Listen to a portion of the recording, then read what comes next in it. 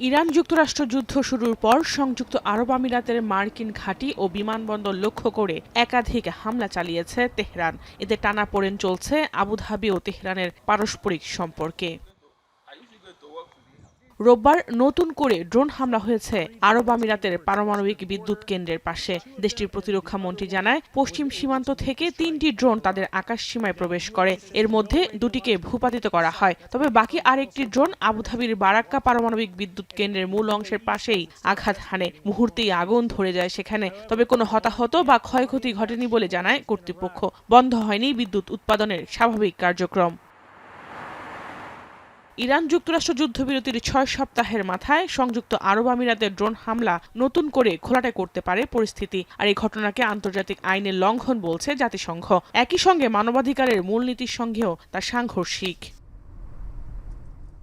যদিও বারাকা পাওয়ার প্ল্যান্টে হামলার ঘটনার সন্দেহের তীর ইরানের দিকে। ইরান কিংবা তাদের সমর্থক গোষ্ঠী হামলার নেপথ্যের নায়ক বলে অভিযোগ আমিরাতের।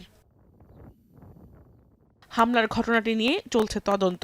চেষ্টা করা হচ্ছে উৎস খুঁজে বের করার। পূর্ণাঙ্গ তদন্ত শেষে বিস্তারিত তথ্য প্রকাশ করা হবে বলে জানিয়েছে আমিরাতের প্রতিরক্ষা মন্ত্রণালয়।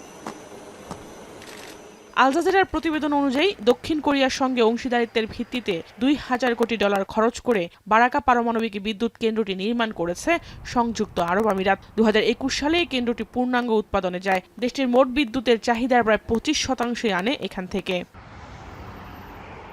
এদিকে আমিরাতের হামলার একদিন পরই সৌদি আরব ভূখণ্ডে ঢুকে পড়ে ৩টি ড্রোন। ইরাকের আকাশসীমা থেকে এই ড্রোন আসে বলে ধারণা করা হচ্ছে। তবে এর সবগুলোই ভূপাতিত করা হয়েছে বলে দাবি রিয়াদের। দেশটির প্রতিরক্ষা মন্ত্রণালয়ের মুখপাত্র জেনারেল তুর্কি আল মালিকি বলেন, সৌদি আরবের সার্বভৌমত্ব নিরাপত্তা রক্ষায় এর জবাব দেওয়া হবে। সৌদি ও সংযুক্ত আরব আমিরাতের ড্রোন কাণ্ডে তীব্র নিন্দা জানিয়েছে কাতার, বাহরাইন, কুয়েত ও Jordan.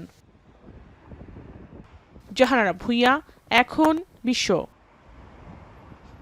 Lily premium gold soap 24 carat gold এনে দেয় রিয়েল গোল্ডেন গ্লো।